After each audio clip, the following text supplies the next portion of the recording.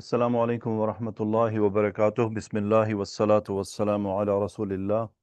الحمدللہ رب العالمین۔ خوش آمدید آپ کو آج کے نئے سبق میں دروس البلاغہ کتاب سے۔ الحمدللہ ہم نے فصاحت کی تعریف کو شروع کیا۔ پہلے ہم نے اس کو لغوی طور پر دیکھا، اس کا مطلب ہوتا ہے ظاہر کرنا اور واضح کرنا۔ پھر ہم نے اس کو اصطلاحی طور پر اس کی تعریف کو دیکھا کہ اس کی 3 اقسام ہیں: فصاحت الکلمہ، فصاحت الکلام، فصاحت المتکلم۔ کیونکہ جب بھی کوئی بات ہوتی ہے تو اس میں 3 ہی چیزیں انوالو ہوتی ہیں: بولنے والا، اور وہ کیا بول رہا ہے، اور جو وہ بول رہا ہے وہ کن چیزوں سے بنا ہوا ہے۔ تو فصاحت کا تعلق ان تینوں چیزوں سے ہو جاتا ہے۔ پھر ہم نے فصاحت الکلمہ دیکھا کہ فصاحت الکلمہ کب کوئی کلمہ فصیح ہوتا ہے۔ تو جو فصاحت کے اور بلاغت کے علماء ہیں انہوں نے طے کیا ہے کہ 3 ایسے عیب ہیں جن میں سے کوئی بھی عیب اگر اس میں آ جائے کلمہ میں تو وہ کلمہ غیر فصیح ہو جاتا ہے۔ اور وہ 3 عیب کون سے تھے؟ جس میں تنافر الحروف تھا، اس میں الغرابہ تھا، اور اس کے اندر تیسری چیز تھی مخالفت القیاس۔ 3 چیزیں، یعنی یا تو کلمہ اس کے اندر تنافر الحروف ہو، یعنی ایسے حروف آ جائیں جس کی وجہ سے کلمہ کا بولنا بھاری ہو جائے اور مشکل ہو جائے۔ مخالفت القیاس ہو، یعنی کوئی ایسا کلمہ جو صرفی قوانین کے خلاف آ جائے۔ اور تیسری چیز تھی الغرابت، یعنی کلمہ میں اجنبیت پائی جائے۔ اب ایک اور پوائنٹ، اجنبیت میں بھی، یعنی الغرابت ہم نے دیکھا، اس کے اندر اجنبیت کی میں نے آپ کو ایگزامپلز دی تھیں۔ ایک ایگزامپل میں نے آپ کو قرآن مجید سے دی تھی کہ جس کے بارے میں حضرت عمر رضی اللہ تعالیٰ عنہ نے ایک سوال اپنے آپ سے کیا تھا کہ اس کا کیا مطلب ہے۔ تو علماء نے جو غرابت ہے اس کی بھی 2 اقسام بتائی ہیں۔ ایک غرابت ہے یعنی اجنبیت ہے کلمہ کی، وہ حسن ہوتی ہے، اور ایک قبیح ہوتی ہے۔ قرآن مجید اور احادیث مبارکہ میں جو کلمات غریب استعمال ہوئے ہیں، غریب سے مراد یعنی وہ بعض کے لیے اجنبی ہو سکتے ہیں لیکن سب کے لیے نہیں۔ یعنی جو شعراء ہیں اور جو فصحاء ہیں، یعنی جو اس علم کے ماہر ہیں، ان کے نزدیک وہ کلمات غریب نہیں ہوتے، وہ ان کلمات کو جانتے ہیں۔ تو ایسے کلمات قرآن و حدیث میں جو عام لوگوں کو، یعنی عام بول چال میں نہ ملے لیکن ڈکشنری میں آسانی سے مل جائیں، تو وہ کلمات یعنی غریب القرآن یا غریب الحدیث تو کہلاتے ہیں، لیکن وہ والے غریب نہیں ہیں جس میں عیب پایا جائے۔ عیب وہ ہے کہ جس کو ڈھونڈنے سے بھی بہت مشکل پیش آئے کہ اس کا کیا مطلب ہے، جیسا کہ ہم نے تکاتم اور افرنقی پڑھا تھا کہ یہ وہ کلمات ہیں جو قبیح ہیں، یعنی جن کو تلاش کرنا بہت مشکل ہے۔ لیکن قرآن مجید اور احادیث میں یقیناً ایسے الفاظ موجود ہیں جو، جیسا کہ ہم نے حضرت عمر رضی اللہ تعالیٰ عنہ کے لیے مثال دیکھی کہ وہ ان کے لیے وہ غریب کلمہ تھا، جیسا پھر ہم نے مثال دیکھی سیدنا ابو ہریرہ رضی اللہ تعالیٰ عنہ کے لیے کہ ان کے لیے سکین لفظ ایک غریب کلمہ تھا، لیکن اس کا مطلب یہ نہیں کہ وہ سب کے لیے ہی غریب تھا۔ تو یہ بات میں اس وقت واضح کر چکا تھا۔ تو ایک چھوٹی سی بات آ گئی کہ غرابت کی 2 اقسام ہوتی ہیں، ایک حسن اور ایک قبیح۔ اور جو قرآن و حدیث میں اگر کوئی کلمہ اجنبی آیا ہے، یعنی اجنبی سے مراد وہ کسی کے لیے اجنبی ہو سکتا ہے، تو وہ اس صورت میں وہ حسن غریب ہے، اور اس کے اوپر باقاعدہ سے الگ سے کتابیں موجود ہیں۔ یعنی عربک لینگویج میں غریب القرآن کے اوپر کتاب موجود ہے، غریب الاحادیث میں کتاب موجود ہے، یعنی ایسی احادیث جس میں وہ کلمات آئے ہیں جو عام ہر کوئی نہیں جانتا، یقیناً وہ بڑے گہرے کلمات ہوتے ہیں۔ تو قرآن و مجید اور احادیث یہ مطلب فصیح کلام ہیں، اور یقیناً لفظ بڑے گہرے استعمال ہوئے ہیں، تو وہ پھر ہر آدمی کو تو معلوم نہیں ہوتے۔ اب مثلاً علامہ اقبال کی جو شاعری ہے، اب وہ ہماری سمجھ میں تو نہیں آتی کیونکہ ہمارے لیے تو اس کے سارے لفظ ہی غریب ہیں، لیکن اس کا مطلب یہ نہیں کہ وہ غریب ہیں، لفظ موجود ہیں، وہ ہمارے علم میں نہیں ہے۔ تو وہ اس صورت ہوگا کہ جب یعنی جو اس علم کے ماہر ہیں ان کو بھی پتہ نہ چلے کہ یہ کلمہ کیا ہے، تو اس صورت میں وہ پھر قبیح میں داخل ہوتی ہے۔ تو قرآن و حدیث میں ایسی الحمدللہ کوئی چیز نہیں ہے۔ اللہ سبحانہ وتعالی ہمیں صحیح علم کی توفیق عطا فرمائے۔ جی، تو ہم اپنے اصل آج کے موضوع کی طرف آتے ہیں۔ آج ہم نے کرنا ہے فصاحت الکلام۔ جیسے ہم نے 3 چیزیں اسٹڈی کی کہ فصاحت الکلمہ، فصاحت الکلام، فصاحت المتکلم۔ آج انشاءاللہ ہم یہ فصاحت الکلام اور متکلم دونوں کر لیں گے۔ جیسا کہ میں نے آپ کو گزشتہ سبق میں بھی بتایا تھا کہ یہ جو چیزیں آپ پڑھ رہے ہیں، جو چیزیں میں آپ کے ساتھ شیئر کر رہا ہوں، یہ معلومات ہیں اور یہ انڈرسٹینڈنگز ہیں.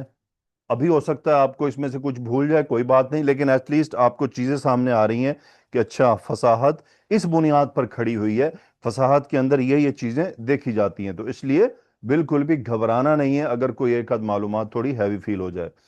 سو فصاحت الکلام کی ڈیفینیشن ہے وہ فصاحت الکلامی سلامتہ من تنافر الکلمات مجتمعتا ومن ضعف التعلیف ومن التعقید مع فصاحت کلماتہ. کلام یعنی اب پہلے ہم نے کلمہ کو دیکھا، اب ہم کلام یعنی جو بات بن جاتی ہے، وہ جو کلام ہے اس کلام میں مختلف کلمات ہیں. اب وہ کلام کب یعنی کب اس کی فصاحت میں عیب آتا ہے؟ اس کی فصاحت میں بھی عیب کی تین چیزیں ہیں. پہلی تنافر الکلمات. دیکھیں ہم نے پہلے پڑھا تنافر الحروف، یہ ہے تنافر الکلمات. تو اس لیے بی پیشنٹ، انشاءاللہ ابھی یہ نیکسٹ سلائیڈ پہ اس کو ہم آرام سے اکیلا اکیلا دیکھیں گے. تنافر الکلمات مجتمعتا یعنی کلام کا فصیح ہونے کے لیے اس کا سلامت ہونا ان تین عیوب سے. ان تین میں سے کوئی ایک عیب بھی ہوگا تو کلام فصیح نہیں ہوگا. پہلا عیب کیا ہے؟ تنافر الکلمات. دوسرا ہے ضعف التعلیف، اور تیسرا ہے تاکید. انشاءاللہ ہم ان کو اپنی اپنی جگہ پر دیکھتے ہیں، لیکن یہ یاد رہے مع فصاحت کلماتی ہی، یعنی مزے کی بات یہ ہے کہ یہ تین جو عیب ہیں، تین عیب ہوتے تو ہیں لیکن یہ جو ان کے کلمات ہوتے ہیں وہ اٹ سیلف فصیح ہوتے ہیں. یہ ایک شرط ہے، یعنی اگر کلمہ فصیح نہیں ہوگا تو کلام تو فصیح ہو ہی نہیں سکتا. اب کلمات فصیح ہیں، سارے کلام میں استعمال ہوئے ہیں، لیکن اس کے باوجود یہ تین عیب ایسے ہیں کلام میں جو کلام کو غیر فصیح کر دیں گے. بے شک اس کے اندر جو کلمات اٹ سیلف تنہا ہیں وہ فصیح ہوں، ان میں کوئی عیب نہ ہو، لیکن اس کے باوجود بھی وہ کلام کو کیسے غیر فصیح کرتے ہیں یہ چیزیں ہم دیکھتے ہیں. اور یہ جو آئیکانز ڈلے ہوئے ہیں اس کے اوپر جو میں نے یہ بنائے ہوئے ہیں، یہ چھوٹا چھوٹا میسج دیتے ہیں اگر ہم تھوڑا سا غور کریں. مثلا یہ دو چیزیں دکھائی ہیں، ان کا آپس میں ٹکراؤ ہو رہا ہے، یعنی دو کلمات ہیں ان کا آپس میں ٹکراؤ ہے. ضعف التالیف، تالیف کا مطلب ہوتا ہے چپکانا، ایک دوسرے کے ساتھ جوڑنا. تو یہ چیزوں کو جوڑا جا رہا ہے. اب اگر اس کے اندر کوئی مشکل آئے گی تو وہ نہیں جڑ پائے گی درست طریقے سے. تاکید کا مطلب ہوتا ہے بیسیکلی عقد یعقد تاکیدا الف یؤلف تعلیفا. تاکید عقد سے ہے، یعنی not to not something. So ایسی ناٹ جس کا کوئی سرا نہ ملے اور اس کا صحیح کنارہ نہ ملے، تو اس طرح سے یہ ایک امیج دکھایا ہے. سو اب ہم ابتدا کرتے ہیں. تنافر الکلمات ڈیفینیشن ہے، سیم ڈیفینیشن ہے جو تنافر الحروف کی تھی. وصف فی الکلام یوجب ثقلہ علی اللسان وعسر النطق بہ. یہ ایسی صفت ہوتی ہے کسی بھی کلام میں جو کلام کو زبان پر بھاری کر دے اور اس کے بولنے میں مشکل پیش آئے. یہ کلام کو غیر فصیح کر دیتی ہے. اس کی وضاحت کی مثالیں ہیں. مثلا ایک شعر کا ایک حصہ ہے، فی رفع عرش الشرع مثلک یشرع. اب اس کلام میں کیا بات ہوئی؟ اب اس کلام کا ہر کلمہ فصیح ہے.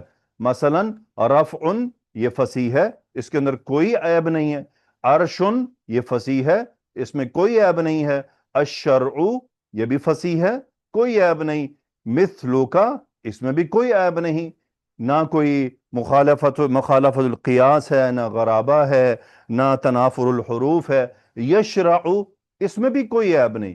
ان تمام کلمات میں کوئی عیب نہیں، لیکن اس کے باوجود یہ کلام غیر فصیح ہے. اس کی غیر فصیح ہونے کی وجہ کیا بنی کہ جب ان کلمات کو جوڑا گیا تو اس کلمات میں یہ جو بار بار را آ رہا ہے، اس را کی وجہ سے کلام زبان پر تھوڑا سا بھاری ہو گیا. آرام سے تو ہم نے پڑھ لیا فی رفع عرش الشرع مثلک یشرع. عربک لینگویج کی خوبصورتی یہ ہے کہ فلوئنسی کو ڈسٹربنس نہ ہو، یعنی جو زبان کی روانی ہے وہ برقرار رہے. اب ذرا آپ اس کو روانی سے پڑھنے کی کوشش کریں تو یقیناً چیلنج بن جائے گا. یعنی ایک آدمی بات کر رہا ہے، اب صاف ظاہر ہے کہ جب بات چیت ہو رہی ہوتی ہے اس میں انسان رکتا تو نہیں ہے. تو اب یہ کلام ایسا بن گیا کہ فصیح کلمات کے باوجود رکاوٹ پیدا کر رہا ہے کہ اس میں جب کلمات کو جوڑا گیا تو اس میں مشکل پیش آ گئی۔ مثلا ایک اور شعر ہے، وَقَبْرُ حَرْبٍ بِمَكَانِ قَفْرٍ وَلَيْسَ قُرْبَ قَبْرِ حَرْبٍ قَبْرُ۔ اب اس شعر کو اگر آپ پھر فلوئنسی میں ذرا 2-3 دفعہ پڑھیں تو یقیناً نہیں پڑھا جائے گا۔ اس میں بھی کیا ہوا، اس میں یہ بار بار را کا، حالانکہ تمام کلمات فصیح ہیں، قبر، حرب، مکان، قفر، لیسا، قرب، قبر، حرب، قبر، تمام کے تمام کلمات فصیح ہیں، کسی میں کوئی عیب نہیں ہے اپنے لحاظ سے۔ لیکن جب ان کلمات سے ایک کلام بنایا گیا تو وہ کلام غیر فصیح ہو گیا۔ کیوں؟ کیونکہ کلام زبان پر بھاری ہو گیا، اس کی ادائیگی میں مشکل پیش آئی۔ اس کے اندر چونکہ را ایسا بار بار آ رہا ہے کہ اس کی وجہ سے اس کو جلدی سے نہیں پڑھا جا سکتا، اس کے لیے بہت آرام سے رکنا پڑے گا۔ البتہ اس شعر کا ایک دلچسپ ایکسپلینیشن ضرور ہے۔ کہا جاتا ہے کہ یہ حرب جو ہے یہ ابو سفیان بن حرب یعنی ان کے والد تھے، اور یہ صحرا میں کہیں جا رہے تھے، کوئی سانپ تھا جن کی شکل میں، وہ ان سے مارا گیا۔ وہاں جو جن تھے اس میں کسی جن نے بہت زور سے چیخ ماری، اس چیخ مارنے سے جو حرب ہے وہ وہیں پر مر گیا اور اس کی وہیں قبر بنی۔ تو پھر جن نے یہ شعر کہا کہ قبر حرب بمکان قفر، کہ حرب کی جو قبر ہے وہ ایک بیابان جگہ پر ہے، وَلَيْسَ قُرْبَ قَبْرِ حَرْبٍ قَبْرُ، کہ حرب کی قبر کے قریب کوئی اور قبر نہیں ہے۔ یہ اس شعر کا اصل جو، بہرحال اللہ عالم، حرب تو وہی ہے، اب کہنے والا جن ہے یا کوئی انسان ہے یہ ہمارے تحقیق کی بات نہیں ہے۔ سو یہ اس شعر کا جو یعنی اس کے اندر جو چیز جو اس کی غیر فصیح ہونے کی وجہ ہے وہ ہے کلمات اٹ سیلف فصیح ہیں، لیکن جب ان کو جوڑا گیا تو کلام غیر فصیح ہو گیا کیونکہ زبان پہ مشکل پیش آئی۔ مثلا ایک اور شعر ہے، کریم متى امدح الورا معی واذا ما لمته وحدی۔ اس کو کیا مسئلہ پیش آیا؟ اس کو مسئلہ یہ پیش آیا کہ اس کے اندر جو امدح ہے، اس نے کلام کے اندر ایک بھاری پن اور عسر النطق پیدا کر دیا۔ اس لیے جو فصحاء اور بلغاء ہیں یعنی فصیح و بلیغ جو علماء ہیں، ان کے نزدیک یہ شعر کا حصہ غیر فصیح ہے، غلط نہیں ہے، غیر فصیح ہے۔ یعنی اس کے اندر جو حروف ہیں وہ حروف ایسے ہیں کہ جن کی وجہ سے کلام میں کی ادائیگی میں تھوڑی مشکل پیش آ رہی ہے۔ تو یہ وہ اسباب ہیں جن کی وجہ سے کوئی کلام غیر فصیح ہو جاتا ہے۔ کب؟ جب وہ زبان پر اس کی ادائیگی بھاری ہو اور اس کو بولنے میں مشکل پیش آئے۔ تو یہ کہلاتا ہے تنافر الکلمات۔ یہ بات یاد رہے کہ کلمات اٹ سیلف فصیح ہوتے ہیں۔ اب ہم نیکسٹ کی طرف چلتے ہیں، ضعف التعلیف۔ ضعف ہوتا ہے کمزوری، تعلیف کا مطلب ہوتا ہے چپکانا، الف یؤلف تعلیفا۔ تو اس کا مطلب یہ ہے کہ کلمات کو جو جوڑا جاتا ہے، مثلا میں جملہ بناتا ہوں اسمیہ مبتدا خبر، میں کہتا ہوں خالد موجود۔ اب یہ تعلیف ہے، میں نے ایک جملہ کی تعلیف کی ہے، اس کو بنایا ہے اور اس کے اجزاء کو اس کی درست جگہ پر رکھا ہے۔ اب میں اگر کہہ دوں موجود خالد، اب میں نے کیا کیا؟ کلمہ کی ترتیب کو پلٹ دیا۔ کیوں؟ یا تو مجھے علم نہیں تھا، اب یا اگر میں شاعر ہوں تو پتہ نہیں کس وجہ سے میں نے بدلا، وہ تو مجھے جواب دینا پڑے گا۔ تو یہ ہوتا ہے کہ یعنی کلمات کو جوڑتے ہوئے اس کے اندر کچھ گڑبڑ ہو جائے۔ بیسیکلی سادہ بات ہے کہ قانون جو نحوی قوانین ہیں ان کے خلاف چلا جائے۔ مثلا اس کی جو ڈیفینیشن جو انہوں نے کتاب میں لکھی ہے، کون الکلامی غیر جارن، یعنی کلام کا غیر جاری ہونا، یعنی غیر جارن علی القانون النحوی المشہوری، یعنی مشہور نحوی قانون جو کہ جاری ہے اس کے خلاف آ جانا۔ یعنی ہم نے جو پڑھا فعل فاعل مفعول، مبتدا خبر متعلق خبر، فعل فاعل مفعول متعلق فعل، پھر جا کے حال آتا ہے، تو یعنی یہ وہ قوانین ہیں۔ موصوف صفہ ساتھ ساتھ ہوتی ہیں، مرکب اضافی مضاف مضاف الیہ ساتھ ساتھ ہوتا ہے۔ اب یہ تمام نحوی قوانین ہیں، اگر کوئی ان کے خلاف چلا گیا تو اس صورت میں کلام کو غیر فصیح قرار دیا جائے گا۔ یعنی عین ممکن ہے کسی ایک عالم نے اس کی آگے پیچھے کرنے کی اجازت دی ہو، لیکن فصیح علماء یا بلیغ علماء اس کو کہیں گے کہ یہ نحوی قوانین کے، چونکہ جمہور نحوی قوانین کے خلاف چلا گیا اس لیے کلام غیر فصیح ہے۔ مثلا انہوں نے ایک ایگزامپل دی ہے، کل اضماری قبل الذکری. اب اصل قاعدہ کیا ہے کہ ضمیر، یعنی میں کہتا ہوں خالد طبیب ہوا مشہور. اب میں نے کیا کیا، یہ ہوا جو میں لے کر آیا ہوں یہ میں ضمیر بعد میں لایا ہوں، جبکہ ظاہر اسم کا تذکرہ میں نے پہلے کیا، تو اس کا مرجع ادھر آ رہا ہے. یہ اصل قاعدہ ہے کہ یعنی ضمیر براہ راست نہیں آئے گی، پہلے اگر تذکرہ ہے تو پھر ضمیر لائی جائے گی، اور اگر کبھی ضمیر پہلے آ گئی تو یہ اس صورت میں. اچھا ایک اور چیز بھی اس کے اندر ہے، لفظاً و رتبتاً، یہ اہم پوائنٹ ہے اس کے اندر، یہ میں انشاءاللہ آپ کو اگلی سلائیڈ میں ایگزامپل سے دکھاتا ہوں. سو سمپل یہ ہے کہ ضمیر کا پہلے تذکرہ ہو جانا جبکہ اسم آگے آ رہا ہے تو اس صورت میں یہ ضعف التعلیف کہلاتا ہے. سو یقیناً پہلی بات واضح ہے کہ قرآن و حدیث میں ایسی کوئی چیز نہیں ہے. میں نے آپ کو آج کے سبق میں بھی یہی بات کی کہ ان تمام باتوں کو ٹیک ایز انفارمیشن، ان کو انڈرسٹینڈ کریں. بیسیکلی یہ سب انفارمیشنز یہ سمجھانے کے لیے ہیں کہ فصاحت ہوتی کیا ہے. ہم یہ سمجھ رہے ہیں کہ فصاحت ہوتی کیا ہے. مثلا ایک شعر ہے، جزا بنوہ ابا الغیلان عن کبر وحسن فعل کما یجزا سنمارو. یہ ایک شعر ہے.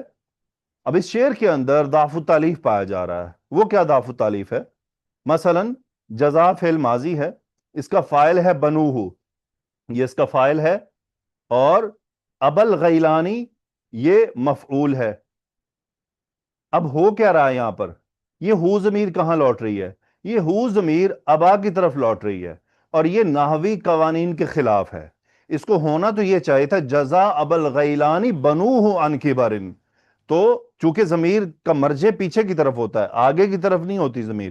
آگے کی طرف بھی ہیں، وہ کچھ کنڈیشنز ہیں ان کے ساتھ وہ جائز ہے، اس طرح یہ جائز نہیں ہے.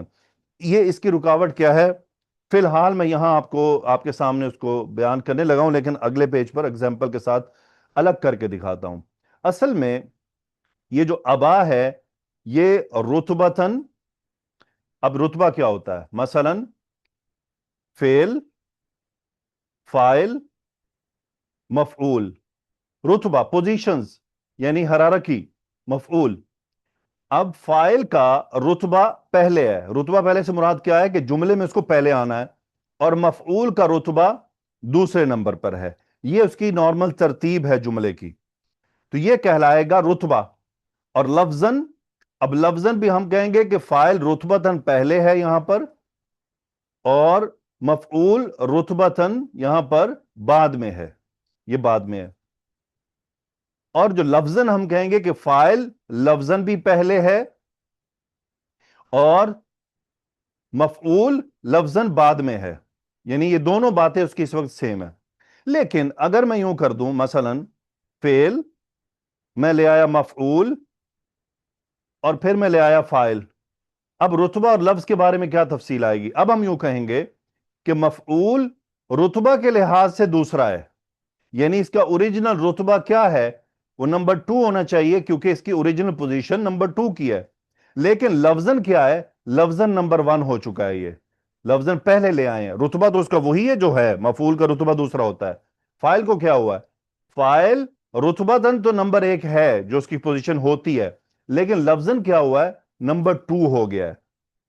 اب اگر ان کے ساتھ ضمائر جڑے ہوں گے تو ان کے رتبات طے کیے جائیں گے. تو یہی وہ بات یہاں پہ انہوں نے کی ہے کہ کل ازماری قبل الذکری لفظاً و رتبتاً، یعنی ضمیر کی ایک ریسٹرکشن ہے کہ ضمیر رتبہ اور لفظ دونوں لحاظ سے کبھی بھی اپنے مرجع پر مقدم نہیں ہو سکتی.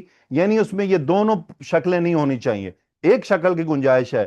دونوں شکلوں کی صورت میں اگر یہ واقع ہو جائے تو اس صورت میں اس کو غیر فصیح کلام کہا جائے گا اور ضعف التالیف کہلائے گی. میں اگلے پیج پر آپ کو 3-4 ایگزامپلز دکھاؤں گا، انشاءاللہ مزید واضح ہو جائے گا.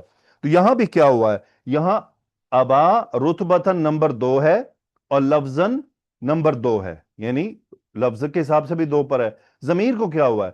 ضمیر یہاں رتبتاً نمبر 1 ہے، یعنی فاعل کے ساتھ جڑی ہوئی ہے، رتبتاً نمبر 1 ہے، رتبہ اس کا پہلا ہو گیا. لفظاً بھی پہلا ہو گیا کیونکہ یہ فاعل کے ساتھ، اور فاعل کا پہلا تو اس کے ساتھ ہی جڑی ہوئی ہے. تو یہ چیز الاؤ نہیں ہے کہ ضمیر یہ والی پوزیشن میں مقدم نہیں ہو سکتی. بہرحال اس کو اگلے پیج پر مزید ایگزامپلز کے ساتھ آپ کو دکھاتا ہوں. اس کو آپ نے بوجھ نہیں سمجھنا، یہ جسٹ انفارمیشن ہے، آپ کو دکھایا جا رہا ہے کہ ضعف التالیف کیا ہوتا ہے. اگر سمجھ آ گیا یہ لفظ اور رتبہ تو الحمدللہ، نہیں آیا تو کوئی بات نہیں، اگلا پیج آئے گا اس پر میں ایکسپلین کروں گا، اس کو آپ دوبارہ سن لیجئے گا، انشاءاللہ باذن اللہ سمجھ آ جائے گا. کوئی بات نہیں، یہ 2-4 دنوں میں آ جائے گا. اور اگر نہیں بھی آئے گا تو بھی کوئی بات نہیں، قرآن مجید اور احادیث میں کوئی ضعف التالیف موجود نہیں ہے، تو اس لیے ہمیں اس بارے میں پریشان نہیں ہونا. کچھ چیزیں ایسی آئیں گی جو کبھی کبھی پہلی بار سنی ہوں گی، تھوڑی سی بھاری محسوس ہوتی ہیں. اب سنمار کون ہے اس کے اندر جو جس کا تذکرہ ہوا ہے؟ اب یہ شعر کیا کہہ رہا ہے؟ شعر میں ہے جزا بنوہ ابو الغیلانی، یعنی ابو الغیلان کے بچوں نے اس کو بدلہ دیا عن کبر و حسن فعل، یعنی ابو الغیلان کے بڑھاپے اور اس کے اچھے اخلاق کے باوجود اس کے بچوں نے جو اس کو بدلہ دیا وہ کیسا ہے؟ کما یجزا سنمارو، جیسے سنمار کو بدلہ دیا گیا تھا. اب یہ سنمار صاحب کون ہے؟ یہ بیسیکلی ایک رومی معمار تھا، اور یہ بیسیکلی عمارات بنایا کرتا تھا. عراق کا بادشاہ تھا، اس نے اس کو اپنا محل بنانے کے لیے ہائر کیا، اس کا ڈسکس ہوا اور نقشہ وغیرہ طے ہوا. سنمار نے بڑا خوبصورت محل تعمیر کیا. بادشاہ نے جب محل دیکھا تو بادشاہ بہت حیران ہو گیا، اتنا خوبصورت محل، اتنا زبردست محل. بادشاہ صاحب سنمار کو اپنے ساتھ اپنے محل میں لے گئے، اوپر کی منزل پر لے جا کر اس کو وہاں سے دھکا دے دیا اور سنمار کو قتل کر دیا. یعنی سنمار نے اس کے لیے انتہائی خوبصورت محل بنایا، اور بادشاہ نے اس کو کیا بدلہ دیا؟ کہ بجائے اس کو کہ وہ اچھا بدلہ دیتا، اس نے اس کو دھکا دے کر قتل کر دیا. تو یہاں شعر میں اس کو استعمال کیا گیا ہے کہ بھئی اس قسم کا بدلہ میری اولاد مجھے دے رہی ہے کہ مجھ پہ بڑھاپا بھی آ گیا اور میں نے ان سے ہمیشہ اچھا اخلاق رکھا، ان کے ساتھ اچھا ان کی تربیت کی، ان کے معاملات کو دیکھا. اب جب میری باری آئی ہے تو انہوں نے میرے ساتھ وہ سلوک کیا جو سنمار کے ساتھ کیا جاتا ہے، جس نے اپنے معمار کو ہی گرا کر مار دیا تھا. اس نے کیوں مارا تھا؟ بیسیکلی کہ یہ کسی یعنی یہ اتنا خوبصورت جسے اس نے محل بنایا ہے، یہ کسی اور کا اس سے بھی خوبصورت نہ بنا دے یا ایسا ہی نہ بنا دے، تو وہ اس نے جیلسی اور حسد میں یہ کام کر دیا تھا. تو یہ سنمار کا اس میں جو نام آیا ہے اس کے بارے میں تھوڑا سا ہلکا سا تعارف ہے. نحوی قواعد کے خلاف آ جانا ضعف التالیف کہلاتا ہے. اب میں اس کو یہاں پر آپ کے سامنے ایگزامپلس رکھتا ہوں تھوڑی سی، دیکھیں. ضرب زید غلامہ، زید فاعل، غلامہ مفعول. زید کا یہاں پہ رتبہ نمبر 1 اور لفظ بھی نمبر 1، غلامہ رتبہ نمبر 2، اور یہ جو ضمیر آ رہی ہے یہ بھی اس کے ساتھ جڑی ہے، تو اس ضمیر کا رتبہ بھی 2 اور لفظ بھی 2. دوسرے جملے میں کیا ہوا؟ تو یہ جائز ہے. ضرب غلامہ زید، اب کیا ہوا؟ مفعول پہلے آ گیا، فاعل بعد میں چلا گیا. اب وہی رتبہ اور ہم اس کو ذرا چیک کرتے ہیں کیا ترتیب ہے. دیکھیں، غلامہ مفعول، رتبہ اس کا نمبر 2 ہونا چاہیے، اور اس کی جو ساتھ ضمیر جڑی ہوئی ہے یہ بھی 2 نمبر ہو گئی. زیدن لفظاً 1 ہو گیا، سوری لفظاً 1 ہو گیا، یعنی رتبہ کے حساب سے 2، چونکہ مفعول ہے مقدم ہو گیا. اب لفظاً نمبر 1 ہوئی ضمیر، کیوں لفظاً نمبر 1 ہوئی؟ کیونکہ ترتیب میں ایز ریٹن ورڈز پہلے نمبر پہ آ گئی. مجھے امید ہے کہ یہ بات کلیئر ہوئی ہوگی. دیکھیں، غلامہ مفعول ہے، رتبہ کے لحاظ سے اس کا دوسرا نمبر ہے، یعنی اس کی جو ہیرارکل پوزیشن ہے وہ نمبر 2 ہے. لیکن آپ نے اس کو کھینچ کے جو ترتیب تھی اس کے اندر پہلے لے آئے. تو چونکہ ضمیر بھی ساتھ ہے تو ہم ضمیر کی بات کر رہے ہیں، ہمارا فوکس پوائنٹ ضمیر ہے جس کو ہم دیکھ رہے ہیں. تو ضمیر رتبہ کے لحاظ سے تو 2 نمبر ہے، لیکن لفظاً یہ پہلے نمبر پر آ چکی ہے. یہ بھی جائز ہے کہ ایسا ممکن ہے کہ ضمیر اس صورت میں بعد میں لوٹ رہی ہے. ضرب زیدن غلامہ، اس جملے کو چیک کرتے ہیں.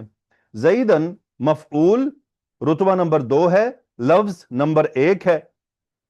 غلامہ رتبہ نمبر 1 ہے اور لفظ نمبر 2 ہو گیا. یہ ترتیب بھی جائز ہے، کوئی حرج نہیں ہے کہ یہاں، بلکہ یہ تو درست ہے نا کہ ہو ضمیر واپس لوٹ رہی ہے، بلکہ یہ تو وہ ترتیب ہے جس میں واجب ہوتا ہے. اب آگے چوتھا جملہ، ضرب غلامہ زیدن. اس میں ہم دیکھتے ہیں غلامہ فاعل ہے. اب یہ رتبہ کے لحاظ سے پہلا نمبر ہے، اور ضمیر چونکہ ساتھ جڑی ہوئی ہے تو اس کا بھی رتبہ پہلا، اور لفظاً بھی نمبر ایک ہو گیا، اور زیدن یہاں پر رتبہ کے لحاظ سے دو، لفظ نمبر دو۔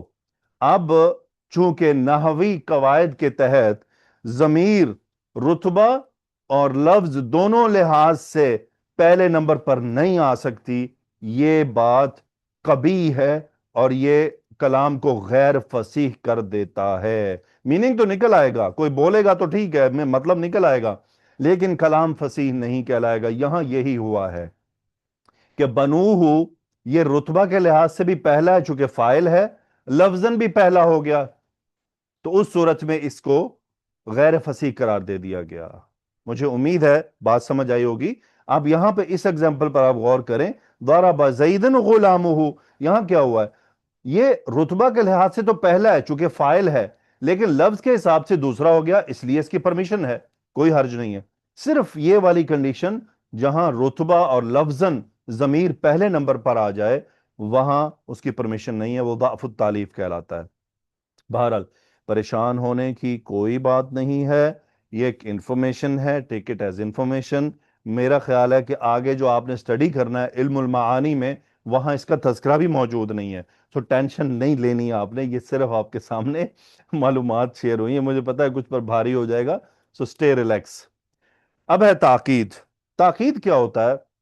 بیسیکلی التاکید ان یکون الکلام خفی الدلالت علی المعنی المراد، یعنی یہ ایسا عیب ہے کسی کلام میں کہ جو مراد، یعنی ایسا معنی جو ہماری مراد ہے اس کی دلالت کو چھپا لے، یعنی یہ ایسا عیب ہے جس کے ذریعے ہم کلام کے اصل معانی کو سمجھ ہی نہ پائیں کہ یہاں کہنے والا کہنا کیا چاہ رہا ہے۔ مجھے امید ہے بات سمجھ آ گئی ہوگی۔ التاکید ان یکون الکلام خفی الدلالت علی المعنی المراد، یعنی دلالت خفی ہوں، اس کے چھپے ہوئے ہوں، کوئی دلالت واضح نہ ہو رہی ہو، جو مراد معنی ہے، یعنی معنی جو مراد ہے جو ہم چاہتے ہیں وہ سمجھ نہ پا رہے ہوں، تو یہ کسی بھی کلام میں بات اگر موجود ہو تو اس کو کہا جاتا ہے کہ یہ عیب ہے۔ اب وہ ہوتا کیا ہے؟ بیسیکلی وہ دو طرح کا ہوتا ہے، ایک ہوتا ہے التعقید المعنوی، ایک ہوتی ہے تعقید اللفظی۔ تعقید معنوی کیا ہوتی ہے؟ کیا ڈیفینیشن دے رہے ہیں؟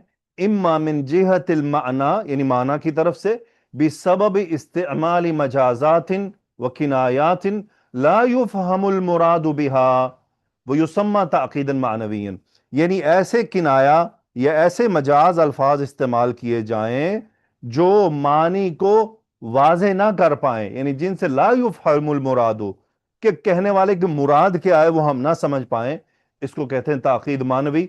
تو یقیناً قرآن و حدیث میں یہ چیز موجود نہیں ہے۔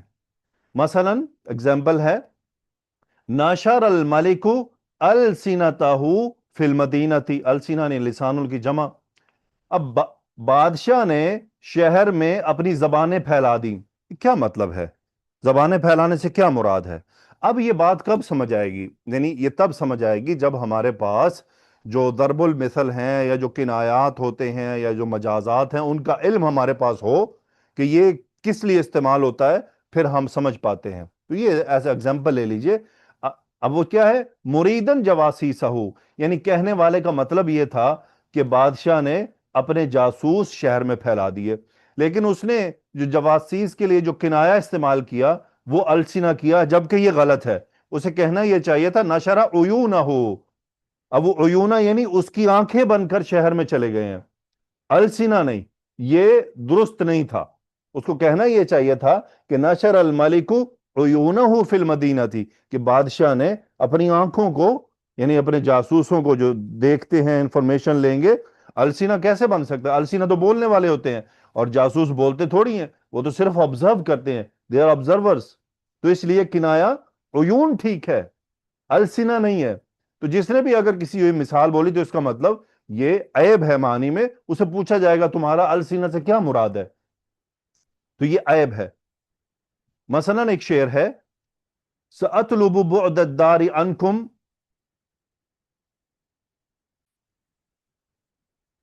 تو یہ شعر ہے سأطلب بعد الدار عنکم لتقربوا وتسکب اینا یدموع لتجمدا، اس شعر میں ہوا کیا ہے، جو شاعر کیا کہنا چاہ رہے ہیں کتاب میں جو انہوں نے اس کی ایکسپلینیشن دی ہے، حیث کنا بالجمود عن السروری، یعنی شاعر نے یہاں پر تجمدہ یعنی جم جانا اس کا کنایہ استعمال کیا ہے خوشی سے، جبکہ وہ کہہ رہے ہیں کہ ایسا نہیں ہوتا، یہ جو جم جانا ہوتا ہے اس کا کنایہ استعمال کیا جاتا ہے بخیل ہونے سے، یعنی رونے کے وقت اگر آنکھیں نہ روئیں تو اس وقت کہا جائے گا یہ جمود ہونا یعنی جم جانا استعمال کیا جائے گا۔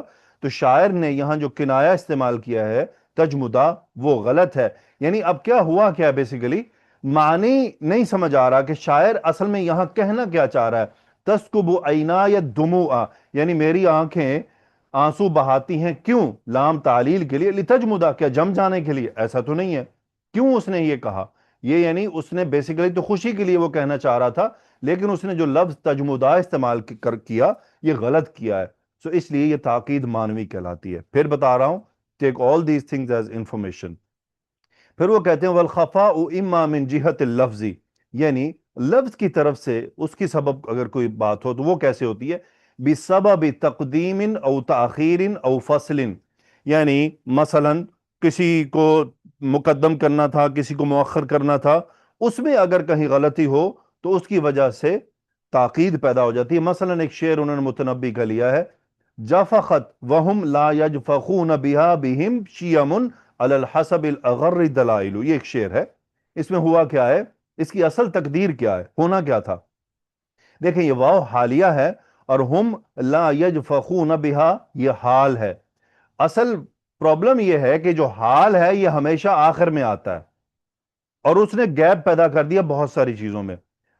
بنتا جملہ یہ تھا جفخت بہم شیمن، اب یہ شیمن فائل ہے جفخت کا، جفخت کا مطلب ہوتا ہے فخر کرنا، شیمن علی الحسب الاغر دلائل، یہ جملہ اسمیہ، یہ شیمن کی صفت بنا، تو یہ جملہ اس طرح سے بن رہا تھا جفخت بہم شیمن دلائل علی الحسب الاغر وہم لا یجفخون بها، یہ جملہ حالیہ ہے، اسے آخر میں آنا تھا، لیکن جو شاعر ہیں انہوں نے ترتیب کو سارا الٹ پلٹ کر دیا، اس ترتیب کی وجہ سے لفظی تاکید پیدا ہو گئی جس کی وجہ سے درست معنی کریٹ کرنے میں مشکل پیش آئی، تو یہ تاکید کہلاتی ہے۔ سو سمپل اب تک جو ہم نے کہا تنافر الکلمات، یعنی فصیح کلمات کا ایسے آ جانا کہ اس کی وجہ سے زبان پر بھاری پن اور مشکل ادائیگی ہو جائے، وہ تنافر الکلمات کہلاتا ہے۔ پھر ہم نے تاکید دیکھا، تاکید کا مطلب ہوتا ہے کسی کلام کے معنی کیا مراد ہیں وہ ہمیں واضح نہ ہو پائے، اس کی دو سبب ہو سکتے ہیں، یا تو کوئی کلمہ ایسا استعمال کیا گیا جو درست جو یعنی درست کیا کہنا چاہیے، درست رہنمائی نہیں کر رہا کہ یہ کلام میں شاعر کہنا کیا چاہ رہا ہے یا متکلم کیا کہنا چاہ رہا ہے، یا لفظی طور پہ کوئی تقدیم اور تاخیر وغیرہ ہو جائے اس کے سبب، یہ تاکید کہلاتا ہے۔ ضعف التالیف کیا ہے کہ نحوی قوانین کے خلاف کوئی کلام چلا جائے تو کلام غیر فصیح ہو جاتا ہے۔ سو الحمدللہ بہت سمپل ہے، اور فصاحت المتکلم is very simple and very straight forward. یہ بیسیکلی اس کی ڈیفینیشن وہاں پر جو لکھی ہوئی ہے، ملکۃ یقتدر بها علی التعبیر عن المقصود بکلام فصیح فی ای غرض کان، یہ ایک ٹیلنٹ ہوتا ہے کسی کے اندر، اور اس ٹیلنٹ کے ذریعے انسان کیا کر سکتا ہے کہ جو اس کا مقصد ہے اس کو فصیح کلام کے ذریعے ادا کر سکتا ہے، یہ ایک خاص ٹیلنٹ ہے۔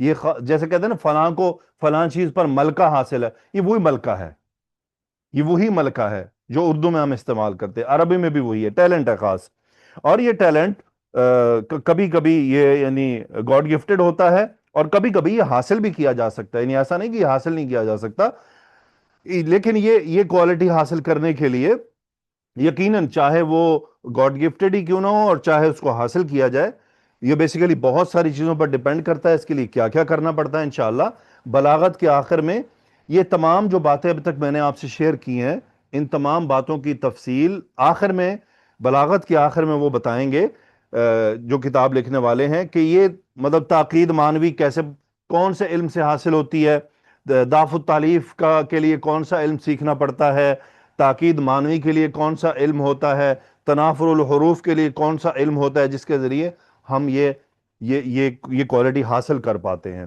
سو یہ فصاحت المتکلم is very straight forward, simple. یہ خاص ٹیلنٹ ہوتا ہے، یعنی وہ جو متکلم ہے اس کے پاس یہ خوبی، یہ صلاحیت موجود ہو کہ اسے فصیح کلمات لانے ہیں، اور فصیح کلمات کو اس نے جو اس سے کلام جنریٹ کرنا ہے وہ بھی فصیح ہونا چاہیے، اور اس کو یہ پتا ہو کہ مجھے یہ کلام کب اور کیسے اور کہاں ادا کرنا ہے اور کتنا ادا کرنا ہے اکارڈنگ ٹو دا سچویشنز.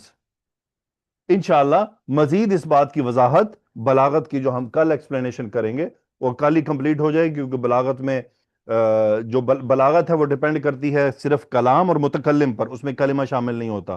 سو انشاءاللہ کل جو ہم بات چیت بلاغت کے بارے میں کریں گے اس میں مزید اس میں فصاحت المتکلم میں چیزیں ایڈ ہو جائیں گی. الحمدللہ هذا ما یکفینا. اللہ سبحانہ و تعالیٰ سے دعا ہے کہ وہ میرے اور آپ کے سیکھنے میں برکت عطا فرمائے. گھبرانا بالکل نہیں ہے، یہ انفارمیشنز ہیں. علم المعانی سے آپ کو بہت مزہ آنے والا ہے. وہاں آپ کو معرفہ نکرہ کیوں استعمال ہوتا ہے، تقدیم تاخیر کیوں ہوتی ہے، فعل امر کتنے میننگ میں آتا ہے، اس کے کتنے صیغے ہوتے ہیں، اس کے کیا کیا میننگ ہو سکتے ہیں، جملہ انشائیہ کیا ہوتا ہے، جملہ خبریہ کیا ہوتا ہے، جملہ انشائیہ کی کتنی اقسام ہے، جملہ خبریہ بھی کیوں لایا جاتا ہے، اس کے کیا اسباب ہیں، اس کے کیا کیا میننگز ہو سکتے ہیں، فعل ماضی کب استمراری میننگ دے گا، فعل مضارع کب ماضی کے میننگ دے دے گا، کب ہم نے واو فصل لانا ہے، کب ہم نے یہ کہاں پہ فصل ہوتا ہے، کہاں پہ وصل ہوتا ہے، یعنی فصل وصل سے مراد کیا ہے، عطف اور استئناف، یہ کب واقع ہوتا ہے، کب کلام لمبا کیا جاتا ہے، کب کلام چھوٹا کیا جاتا ہے، کب کلام برابر رکھا جاتا ہے. انشاءاللہ علم المعانی سے آگے بہت کچھ انٹرسٹنگ آنے والا ہے جو آپ کو پڑھنے کے بعد اچھا لگے گا، اور آپ کو خوشی ہوگی کہ اب آپ کو انشاءاللہ قرآن مجید کی بہت ساری چیزیں سمجھ آئیں گی. سبحانک اللہم و بحمدک اشہد ان لا الہ الا انت استغفرک و اتوب الیک. اللہم صلی وسلم علی نبینا محمد. آمین یا رب العالمین. السلام علیکم ورحمۃ اللہ وبرکاتہ.